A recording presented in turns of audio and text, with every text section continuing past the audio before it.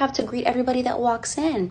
I've also seen that you've been falling behind on your follow-ups. Usually we prioritize those first thing in the morning.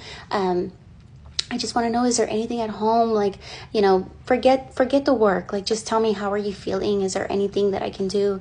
And she basically told me how she was going through a difficult time with her son, them having a new puppy and her partner, and her not being able to spend time with the puppy and her little boy and her partner. And so I said, you know what? Let me go ahead and pick up a weekend for you. Like, I had seniority at the company, so I wasn't working weekends, but I told her, let me pick up a weekend for you. Feel free to always ask me in advance if you want a weekend. Once you start to feel a little burnt out, once you start to feel like you missed him a little, let me know, girl. I'll pick it up for you.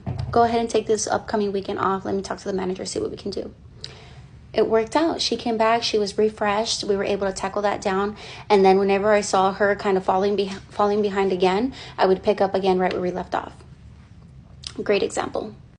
So I do want to mention these questions are more like premature questions or amateur questions, I would say.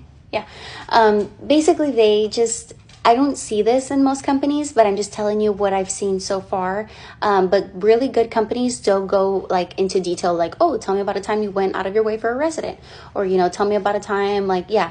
But for example, if you want to do that, tell me about a time you went out of your way for a resident. It's, basically emphasizing on how you are very stern on policies and rules, and you treat everybody equally. But whenever that one person comes in, the person who left a 1-star review, the person who screams at you in the office and makes a big scene, that's the person that you were able to compose yourself with, and you were able to pull back, ensure that they feel heard, ensure that you were able to build rapport with them, and then say, let me see what I can do for you.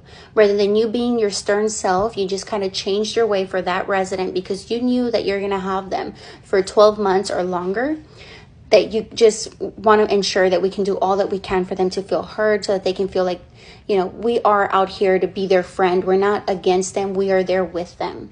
So basically just said, let me go ahead and see what I can do for you after I emphasize on the policy, after I emphasize on the rule, after, I've done everything I could. That way, we can do something for them, because there are some residents that are special, unfortunately, or fortunately. What is your biggest strength? Or what would you say is your biggest strength? Is basically kind of, always tailoring every single answer to the role itself. I have great multitasking skills. I have great follow-up skills. You'll never see me emailing a prospect. I'm always one of those who's going to call. And if they don't answer, I'll follow up with an email. Multitasking, chef's kiss for me at least.